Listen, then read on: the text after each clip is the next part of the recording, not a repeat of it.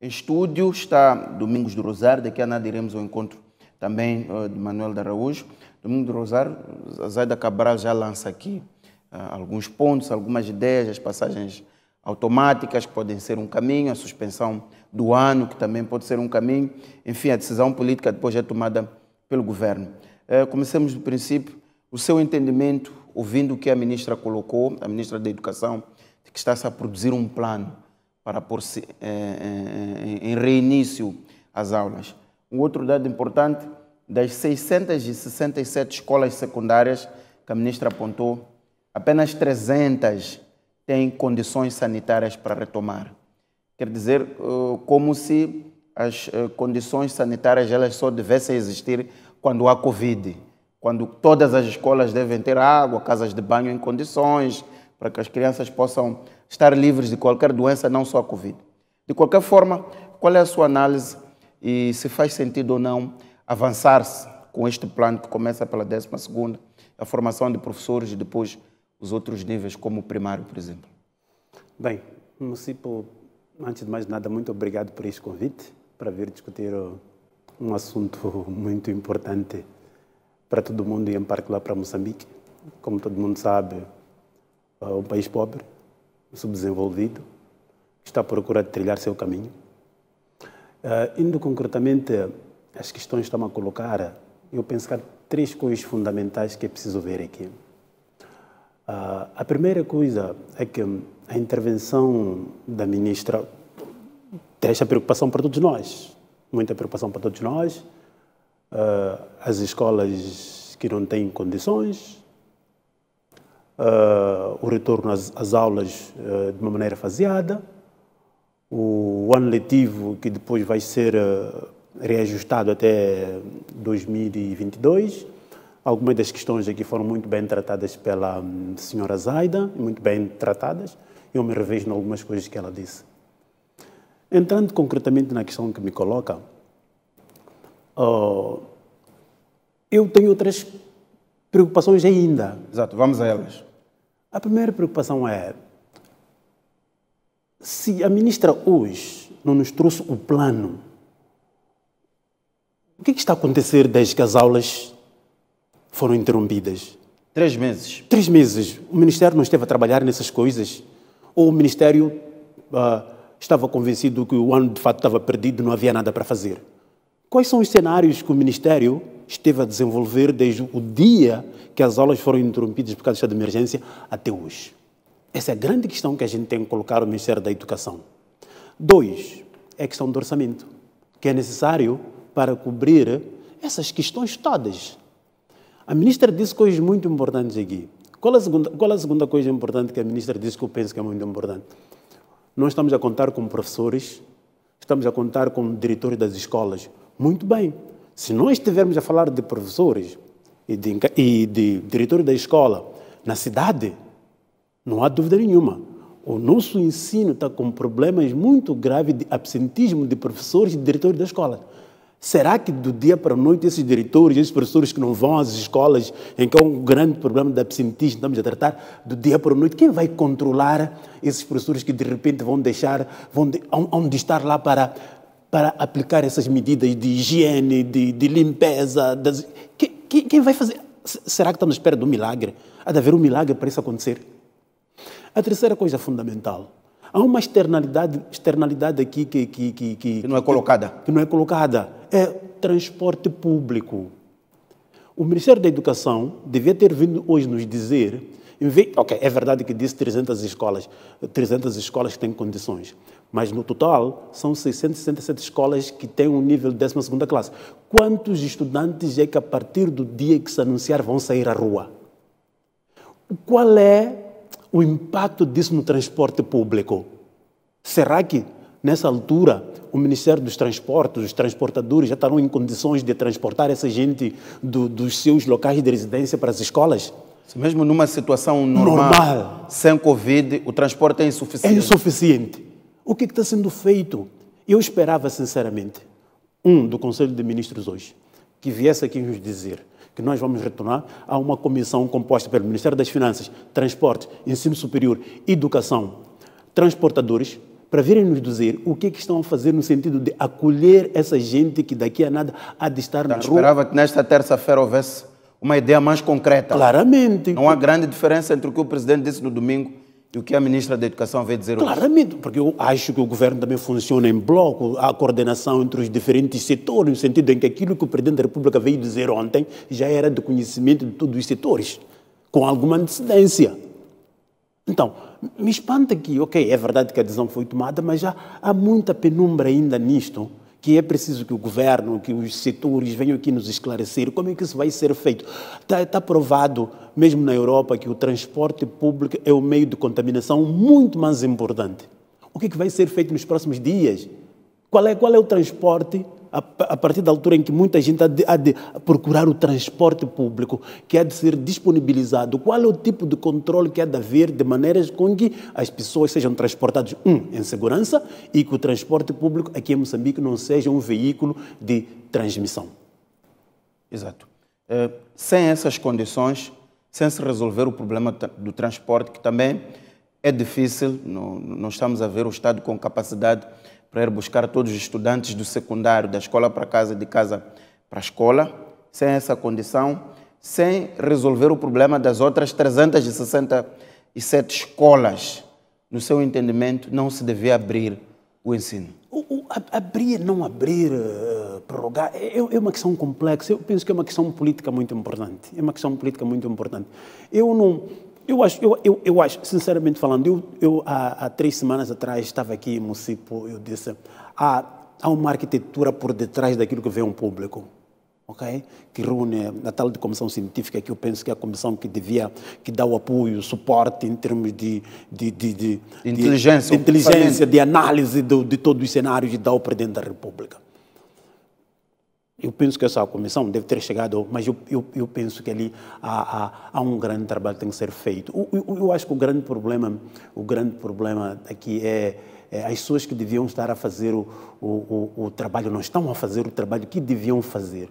Eu acho que há pessoas que estão a prestar mau serviço à nação moçambicana por, ou não estarem a dizer ao Presidente da República as coisas pelos seus próprios nomes, 2, há outro tipo também de interesses que eu penso que mais corporatistas, que estão mais preocupados com o dinheiro, não estão preocupados com a saúde do povo moçambicano. Essa gente se esquece que se as aulas retomam e as escolas, as universidades se tornarem num veículo de transmissão, essa gente vai ser responsável, direto ou indiretamente, do fato de a transmissão ter estendido em massa e em proporções descontroláveis. Estamos a dizer todos os dias que não queremos que haja um colapso do sistema de saúde, mas as escolas podem colapsar o sistema de saúde.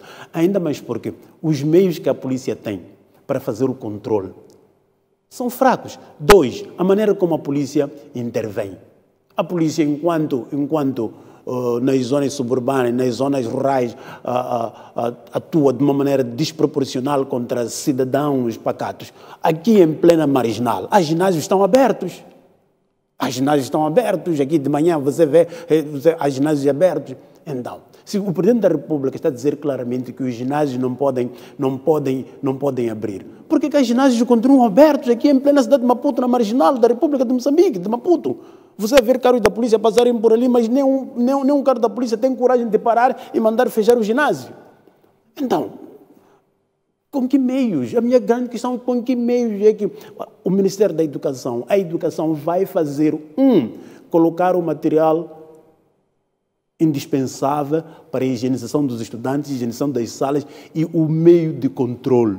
Considerando que as escolas em lugares muito recônditos, onde o acesso à estrada, sobretudo no período chuvoso, é bastante difícil. Nem vamos falar daqui da cidade de Maputo, daqui da cidade de Maputo, está sendo difícil fazer o controle daqui na cidade de Maputo. Maputo e Matola, dizem, os últimos números estão a ser focos de contaminação. Domingos, citou aqui algumas contradições e vamos falar delas. O país fechou as portas das escolas numa altura em que os números eram muito baixos, sendo que havia dias em que nem havia casos confirmados. Foi a altura em que fechamos a escola. Hoje estamos a abrir numa altura em que os números tendem a subir e o próprio governo disse que o pico pode ser atingido em julho até setembro. Portanto, nós estamos a abrir as escolas nessa altura. Fechamos quando a situação estava, digamos, de alguma forma controlável. Estamos a abrir agora em que a situação não está controlada e, por exemplo, já temos 2 províncias em situação de infecção comunitária e o presidente chamou a atenção que Maputo, cidade e província, podem cair neste tipo de situação. Portanto, é uma contradição. A outra é que o discurso do poder foi sempre de que está-se a tomar essas medidas de restrição para se proteger o Sistema Nacional de Saúde. E abrem-se as escolas, assume-se um risco, e se este risco ele acontecer, então põe-se em causa o Sistema Nacional de Saúde. Portanto, nota-se que há aqui decisões que foram ditas no passado, mas que hoje, quando se olham para os números, quando se olha para aquilo que se tentou proteger, já não há coerência. Bem, eu não sei se é falta de coerência ou não é coerência. O ponto é, medidas tomadas pelo Presidente da República, vamos nos fechar até quando? Ok. Mas atenção, o que eu acho que é muito importante que a gente faça, sobretudo um país pobre como o nosso, todo tipo de medidas para a resposta à Covid-19 tem que ser feitas com base em análises profundas, conhecimento da situação. Eu creio que há organismos nesse país que têm essa responsabilidade e deviam fazê-lo e aconselhar ao Presidente da República que a situação A, B, C e D, acho que a situação tem que ser, temos que tomar neste ângulo, naquele ângulo, naquele ângulo. Não estou a dizer que não está sendo feito isto, mas talvez não esteja sendo feito de maneira assertiva, mas assertiva, assim, penso que esse é o termo, e tomarem-se decisões em função daquilo que o nosso país é. Nosso país não tem as condições que outros países têm, mas nós continuamos a bater a mesma tecla. Quando a Europa abre um bocadinho, nós também abrimos um bocadinho. Quando a Europa fecha, nós também fechamos. O Mucipe estava a dizer muito bem, talvez naquela altura em que nós fechamos não era para fechar. Qual foi o resultado de termos fechado naquela altura? Será que surtiu algum efeito? Eu não sei se surtiu algum efeito, porque de lá para cá os números foram aumentando. Fechamos, mas deixamos algumas fissuras. Foram essas fissuras que foram responsáveis por este agravamento. Só espero que esta grande fissura que vai se abrir agora, caso não sejam tomadas medidas e colocar os meios à disposição do Ministério da Educação para colocar todos os elementos necessários de maneiras com que a contaminação não se propague rapidamente. Quais são as medidas na área dos transportes? O transporte público é um meio de contaminação muito importante. Exatamente. O que vai ser feito nos transportes públicos para as pessoas viajarem com segurança e o transporte público não ser um veículo de transmissão? É isso que nós queremos ouvir. Nós, país encarregados de educação, queremos ouvir isso de maneira a saber, ok, meu filho pode ir à escola, quando ele for à escola, no caminho da casa para a escola, os critérios de segurança traçados são esses. Exato. Na escola, qual é o critério de segurança que existe para o meu filho estar lá e aprender e quando voltar para casa não trazer a doença para contaminar ao encarregado de educação e ao resto dos irmãos? Havendo pais que ameaçam não levar os seus filhos à escola caso esta medida avance. Vamos ouvir a opinião de Manuel de Araújo, presidente do Conselho Autárquico de Quelimane. Manuel de Araújo, qual é o seu entendimento em relação a esta questão? Abrem-se ou não as portas das escolas para a retoma das aulas? É que eu espero que quem vai decidir sobre o escalonamento desta abertura tenha os pés no chão e viva no Moçambique real. Que não sejam pessoas que têm os filhos a estudar no exterior ou em escolas privadas. Uma das críticas que eu fiz da constituição desta comissão científica foi o facto de ser uma comissão científica extremamente elitizada e baseada em Maputo. Ora, talvez é bem possível que a realidade do Maputo seja outra, apesar de eu conhecê-la e saber que a partir, por exemplo, da escola Estrela Vermelha, indo para os bairros Xamancula, etc., etc., as condições não me parecem serem as ideais. Mas o país real, o Moçambique real, não se enquadra no pensamento das decisões que foram feitas. Nós temos estudantes, nós temos turmas Em princípio, cada escola, ou a maior parte das escolas deste país, tem entre 3 a 4 turnos por dia. Ou seja, as crianças entram às 6, o primeiro grupo às 6 e sai às 10. O segundo grupo entra às 10, sai às 13 ou às 14. O terceiro grupo entra às 14, sai às 18. E o quarto grupo entra às 18 para sair 21 horas. Isso no ensino primário. Ora, se nós não temos tido capacidade de ter funcionários que façam a limpeza dessas escolas, ou pelo menos das turmas, uma vez ao dia, não estou a ver como é que vão desinfetar 4 vezes ao dia. Porque cada criança que está lá é um vetor propagador dessa doença. Pode trazer o vírus de casa para a escola, ou então vice-versa. Poderá transmitir quer aos colegas, aos docentes, ao corpo técnico administrativo ou aos funcionários que, portanto, dos meios de transporte. O meu segundo ponto é como é que a maioria das nossas crianças, dos nossos filhos, saem de casa para a escola. A maior parte deles vão a pé, e se vão a pé, muitos deles vão em grupo. Portanto, quem é que vai controlar o comportamento dessas crianças de casa para as escolas? Mesmo os que vão de autocarro ou com outro meio. O que acontece dentro desse meio? E para nós, de Quelimane, os nossos filhos vão de bicicleta.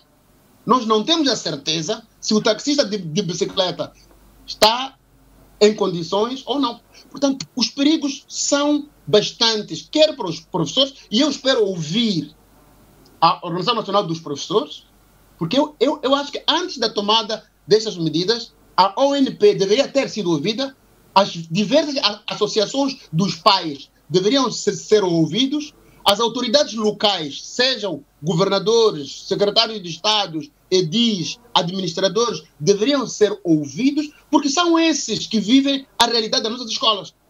Como se lembra, já tivemos uma ministra que nem sabia o considerável das pessoas que estão a tomar estas decisões. É importante que as pessoas desçam e ponham os pés no chão para tomarem decisões com base na realidade. E eu não aflorei o terceiro aspecto, que é a qualidade e o nível de limpeza das nossas casas de banho. Casas de banho, começando das nossas casas, para não mencionar dos setores públicos e privados. Eu desafio a quem quer que seja que faça uma visita amanhã a 10 escolas. Posso pôr aqui, sem dúvidas, de que cerca de 80% não terão as casas de banho em condições. Não estou a falar das escolas privadas, estou a falar das escolas públicas. Posso trazer à colação um quarto aspecto, que é a questão da água para a lavagem das mãos. Quantas escolas no nosso país têm água corrente? Dos dados que eu ouvi da ministra, depois da ação do Conselho de Ministros, dizia que das escolas secundárias, cerca das 600 que existem, parece-me que 50% não tem água. Deixamos para o nível primário. Quais são os números que nós temos? Eu penso que precisamos, de facto, cair na real e ver o país em que nós vivemos. Se quisermos, podemos trazer à colação o exemplo da República da África do Sul, que tentou avançar nessa direção, mas teve que recuar, de facto, por causa das condições que não existiam. E também temos que ter muito cuidado, porque Moçambique até aqui, eu penso que tinha estado a tomar medidas de alguma forma corretas.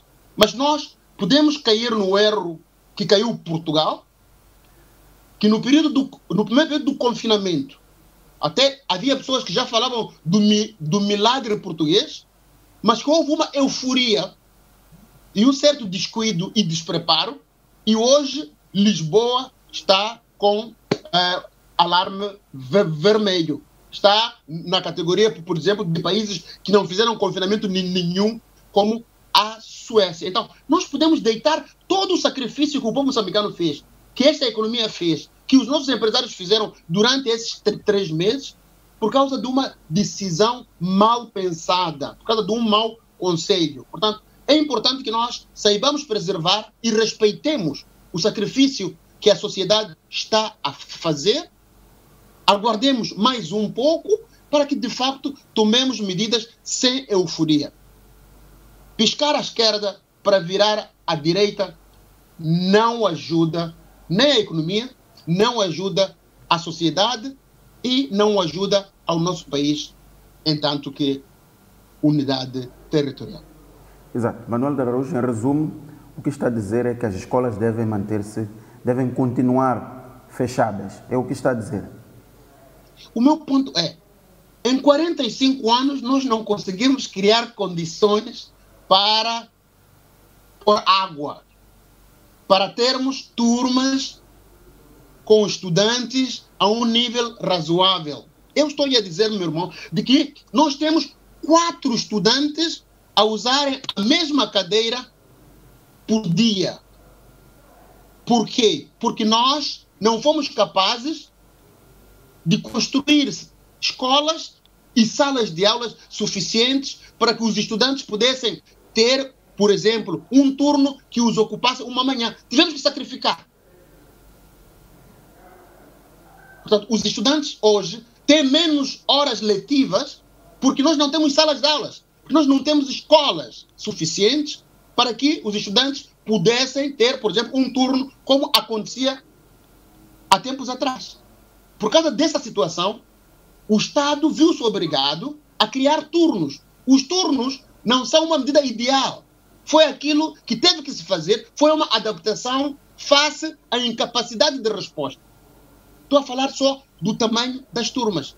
Não estou a incluir a questão da higiene, a questão do transporte, a questão da necessidade da lavagem das mãos e outras questões subsequentes. O quarto ponto é, deixe-me falar como edil, nós estamos há 3 meses num combate cerrado para que consigamos o distanciamento social nos mercados. Não está a ser fácil.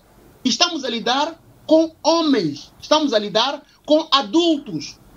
O desafio que eu trago é como é que será colocar as crianças em linha, a respeitarem os protocolos ou os conselhos dados, quer pelo Ministério, quer pela Organização Mundial da Saúde.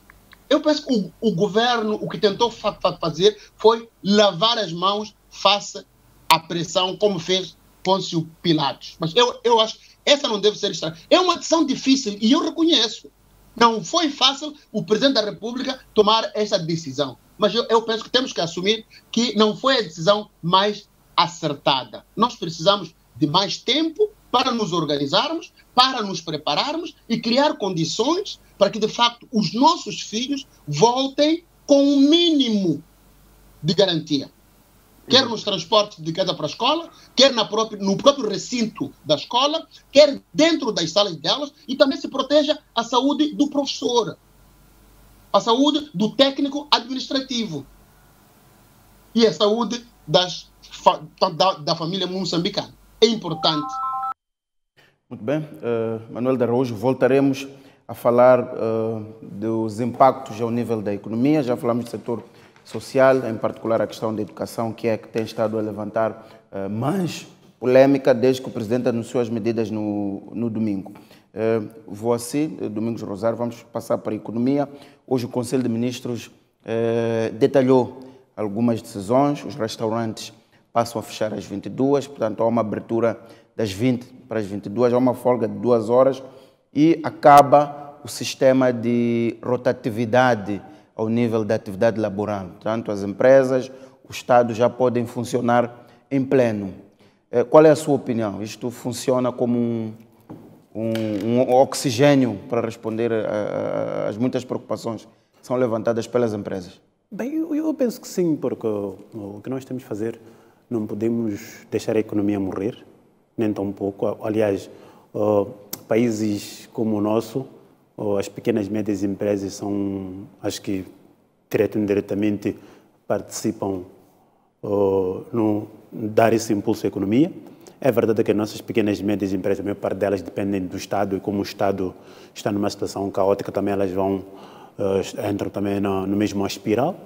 Mas, contudo, eu penso que as medidas foram tomadas nesse sentido. São muito importantes no sentido que as pessoas hão de voltar a trabalhar, hão de voltar a exercer suas atividades, os restaurantes, as pequenas e médias empresas vão ter salário para pagar as suas. Pronto, eu penso que é uma medida muito, muito importante. Mas repetimos a mesma coisa, é preciso que as medidas de segurança sejam reforçadas para que a retoma da economia não seja um veículo para a propagação da doença. Exato. Mas, no geral, eu penso que é uma medida muito... Porque, pronto, a OMS diz que, a partir de agora, temos que passar a conviver com isto. Okay. Temos que encontrar alternativas, formas alternativas de encontrar soluções. O tal novo normal. Novo normal, encontrar soluções para contornarmos isto. Pessoas adultas é uma situação. Crianças é outra situação.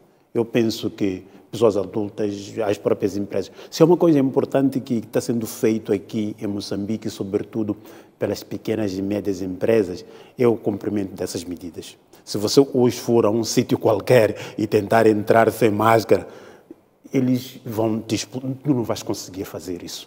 Então, eu penso que eles compraram muito bem a ideia de que é preciso reforçar essas medidas e estão a fazê-lo muito bem.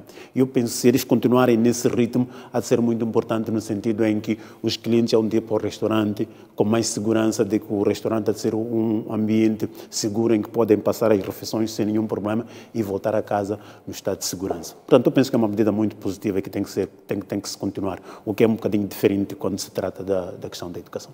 Exato. O Domingos de Rosário há outras duas linhas de abordagem. A primeira tem que ver com a proteção social.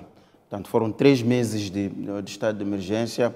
A CTA fala de mais de 20 mil empresas que fecharam as portas. Consequentemente, o desemprego aumentou. O comércio informal, a atividade de comércio informal, ela está condicionada face às medidas de restrições. Portanto, o apoio do Estado em garantir que as pessoas tenham acesso à alimentação básica e aos serviços básicos para que possam sobreviver.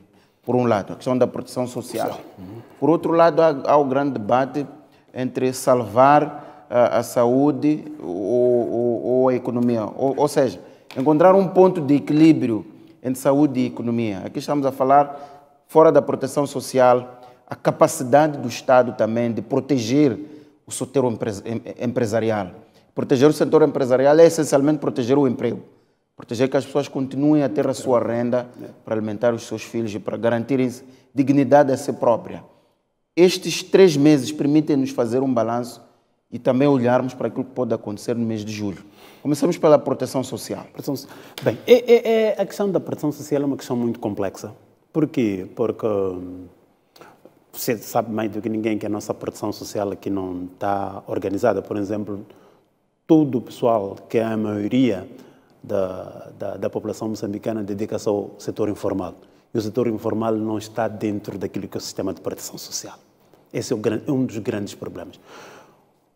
Mesmo indo para o próprio sistema de proteção social, o Estado, eu penso, está a fazer muito pouco pelas pessoas que perderam o emprego nos últimos tempos. Há opções que o Estado... Nós somos moçambicanos, nós percebemos nos últimos tempos os grandes escândalos que envolvem o dinheiro da segurança social nesse país. É um bocadinho estranho que o dinheiro da segurança social, que é fruto da cotização dos trabalhadores, agora que os trabalhadores estão numa situação de necessidade, a segurança social não pode fazer alguma coisa para ajudar o próprio trabalhador. É um bocadinho paradoxal. Mas o argumento de que há uma condicionante legislativa, o próprio estatuto orgânico do INSS não permite isso. O INSS não foi feito para ativar subsídios de desemprego. E foi ativado para dar dinheiro a bancos para falirem no dia seguinte? Sabe a questão das leis, de as instituições estarem presas a leis, as leis são feitas pelos homens. Depois da manhã, se existir uma vontade, podemos sentar e alterar essas leis. E se tem que ser flexíveis. Em tempo de coronavírus é preciso flexibilidade de parte das instituições. Porque também não está escrito em nenhum sítio que o INSS pode dar dinheiro a bancos para falir no dia seguinte. Isso está na lei, por acaso? Isso também não está na lei. Mas o INSS dá dinheiro, quer dizer, conhecemos muito dos escândalos que acontecem aqui. Agora, quando é para dar dinheiro às empresas para 2 dias falirem, aí a lei protege as empresas, têm que receber dinheiro para falirem, e depois quando é para salvar os trabalhadores que cotizam de 30, 20, 50 anos podem perder emprego no ápice, não se pode fazer nada e depois disse que, porque a lei não permite. Eu acho que tem que haver alguma flexibilidade, porque as pessoas que desenham as instituições, as leis que regulam as instituições. É verdade, eu não sou jurista, não percebo muito de leis e nem quero perceber de leis. A única coisa que eu quero dizer é que é possível, não podemos tomar as leis como fossem dogmas. É possível trabalhar nas leis e tentar, ainda sobretudo porque agora é uma situação extrema. É uma situação extrema. Agora, indo para outro ponto que é o setor informal, aí a questão já é outra. Claramente, quem não cotizou, não se pode inventar nenhuma lei de incluir quem não cotizou num sistema em que a pessoa nunca fez parte. Isso é outra coisa. Agora, o que é preciso fazer em relação ao setor informal? É aí, eu penso que as medidas que estão sendo tomadas pelo governo no que diz respeito ao setor informal são medidas que eu penso que não respondem à questão do setor informal. Por quê? A maior parte das pessoas aqui em Moçambique vive com base em quê? No setor informal. A rua é o lugar onde as pessoas buscam a vida. O município sabe que mesmo aqui na cidade de Maputo, há pessoas que precisam sair à rua para ter pão para comer naquele dia. E eu penso que a maior parte de gente vive assim. Então, é preciso também, ao se tomar esse tipo de medidas de confinamento, de isolamento, olhe-se com muita atenção para essa situação, a situação dos mercados. É verdade que é um esforço muito grande que está sendo feito agora, Maputo cidade, Maputo província e outros setores, no sentido de reestruturar a maneira como os mercados estão organizados. Isso é muito importante, é muito importante. É preciso criar esses espaços, organizar esses espaços e tomar medidas de controle muito mais extremas, no sentido em que os mercados, o setor informal, não seja um lugar de contaminação, mas também permitir que essas pessoas estejam na rua e vendam aquilo que é o seu dia a dia, de maneira a conseguirem sobreviver, uma vez que o Estado está a leste desses indivíduos. Esse indivíduo está fora daquilo que é o sistema do Estado. Muito bem.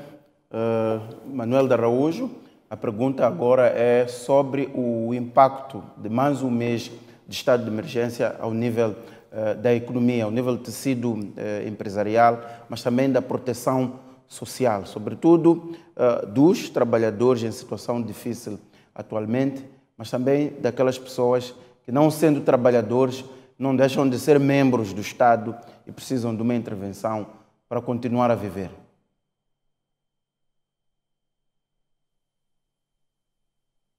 Manuel de Araújo, uma outra questão, já analisou o discurso do presidente, a questão das salas de aula, do regresso do ensino, mas há todo o resto, que é a questão da economia, que continua parcialmente fechada, há voos internacionais que são reabertos, há um investimento estrangeiro que passa a ser aceito, mas a economia no seu todo ela continua fechada, continua bloqueada por mais um mês. Quais são os efeitos de tudo isto e, sobretudo, o que o país vai pagar? Qual é a fatura de tudo isto, tendo em conta a necessidade de equilíbrio entre economia e saúde, que é a grande discussão que se faz neste momento? Bom, primeiro é saúde, depois é economia, porque sem saúde não há economia que se sustente. Portanto, há algumas medidas que podem ser adotadas, por exemplo, a necessidade da abertura. Aliás, o primeiro-ministro esteve de visita à província de Nampula e as indústrias estão a funcionar. Portanto, eu penso que é possível permitir que as indústrias funcionem, primeiro tendo em conta de que estão lá a trabalhar, são pessoas adultas. É necessário que haja rigor no controle e na implementação das medidas. Eu penso que também questões como os restaurantes estão a funcionar. É preciso que, de facto, pode-se liberalizar as instâncias turísticas, porque eu não percebo por que se fecha uma instância turística, mas abre-se um restaurante. Não? Eu penso que aí é preciso que se faça um balanço, no sentido de que certos setores da economia podem ser abertos e podem voltar à nova normalidade, porque não voltaremos àquilo que onde nós estávamos antes. É preciso que se estudem setor a setor as medidas e, paulatinamente, se vá abrindo a economia. Não se deve fechar a economia num todo. O meu problema com os voos, por exemplo, internacionais, é a questão do tempo desses voos e como é que as pessoas viajam. Ora, se eu saio de Lisboa ou de Londres para Joanesburgo ou para Maputo, são cerca de 11 a 12 horas. Ora, nesse período, eu penso que dificilmente alguém pode manter a máscara por este. Portanto, os riscos são grandes, são maiores. Eu compreendo que o nosso Estado está sob pressão porque foram feitos grandes investimentos, especificamente na região de Afungi, e esses senhores estão a fazer pressão, eles querem entrar. Mas também não nos esqueçamos de que foram esses senhores que, de facto, trouxeram o Covid. Né? O acampamento de Afungi, a história é conhecida, e nós notamos que quanto mais nós abrirmos as fronteiras, maior será o risco da propagação desta doença. É preciso encontrar meios termos, sim, mas eu penso que temos que ser rigorosos no controle das nossas fronteiras. Por um tempo determinado, até que este período do pico, o grande problema, a grande falha, o grande erro neste decreto reside no facto do governo reconhecer de que junho e julho são os meses do pico. Então, como é que tu vais liberalizar quando ainda nem chegamos ao pico? É aí onde começam as nossas dúvidas sobre a seriedade das pessoas que tomaram esta decisão. Das duas, uma. Ou nós começamos a tomar essas decisões muito cedo ou antes do período e agora estamos arrependidos por isso. Muito bem, aqui algumas dificuldades de Manuel de Araújo concluir o seu fio de pensamento. Voltaremos a ele logo que as condições estiverem estabelecidas, mas levanta aqui, Manuel de Araújo, alguns pontos. A questão dos voos do Domingos do Rosário, sobretudo o que o presidente transmitiu foi a mensagem de abrir os voos para garantir que algumas especialidades que o país não tem possam entrar, mas também assegurar que o investimento estrangeiro, que a principal fonte de investimento estrangeiro são os grandes projetos, sobretudo nesta altura na indústria extrativa, eles pudessem entrar no país num sistema de reciprocidade. Portanto, países que também nos deixam entrar lá. A questão que levanta Manuel de Araújo de que isto pode ser um perigo, sobretudo em distâncias muito longas, onde ninguém aguenta ficar 3, 4, 5 horas com máscara na cara. A mim o que me preocupa nisso é verdade que a única especialidade que eu penso, 45 anos depois da independência nacional, de fato a única especialidade que Moçambique não deve ter é a indústria extrativa, sobretudo a indústria de petróleo e gás, que exige investimento em termos de capital humano muitíssimo importante. Eu penso que, de fato, o lobby do gás e do petróleo foi muito importante para se tomar essa decisão de se abrir a fronteira aérea de Moçambique. Agora, se o lobby já foi tão importante quanto isso, de se deixar com que essa gente entre, qual é a capacidade que o Estado moçambicano tem hoje para pôr essa gente em quarentena? Porque uma coisa é importante, podem abrir, mas desde o momento que haja uma medida, as pessoas chegam em Moçambique ou apresentem um certificado a dizerem de onde saíram, tem um certificado em que garantem que passaram um teste de Covid-19 e estão livres. Essa é uma medida que o Estado moçambicano pode tomar e pode fazer cumprir. A outra medida é garantir que essa gente tenha o mínimo de quarentena possível, e depois disso podem desempenhar a sua atividade sem nenhum problema. Agora, o meu questionamento é, nós vimos, depois do Estado moçambicano ter tomado a 3 meses atrás,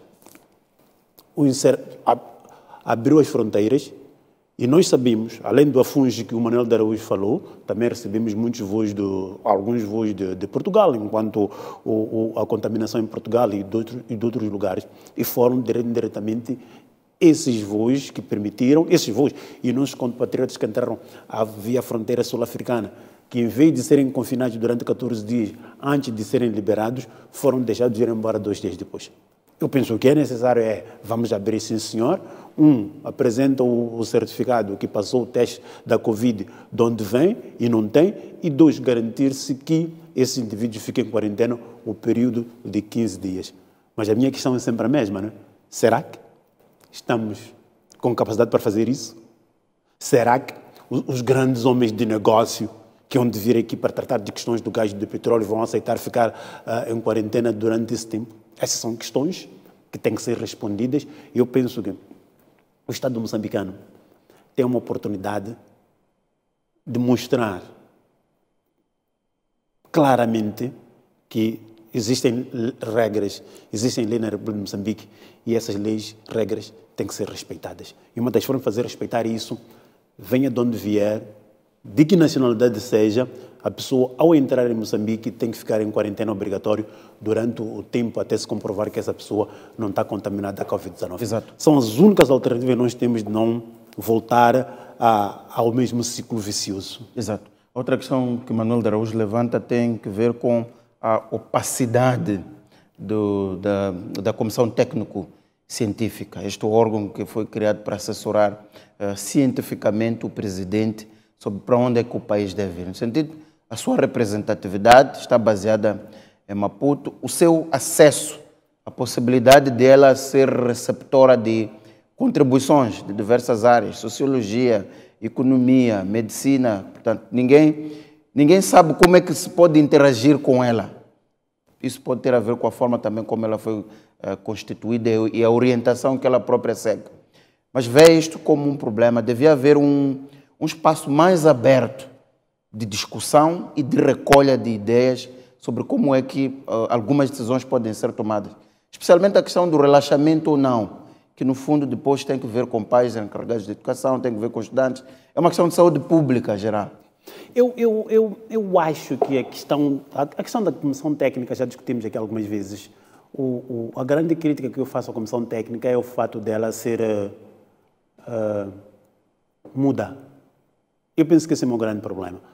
Agora, uma comissão técnica, seja ela elitista, não elitista, seja ela constituída por pessoas de Maputo, de Gaza, de Inhambane, se a metodologia de trabalho que essa comissão técnica estiver a usar pode permitir com que tenha informação de todo o país sobre isso, tudo aquilo. A gente faz ciência de onde a gente estiver, desde que a gente use um método rigoroso de captura, de coleta, de sistematização, de análise de informação e entregar a quem tem direito. Agora, o fato de ser uma comissão só de Maputo, de Gaza, de Inhambane, eu não quero entrar nesse debate, porque eu penso que não é o debate que é fundamental agora.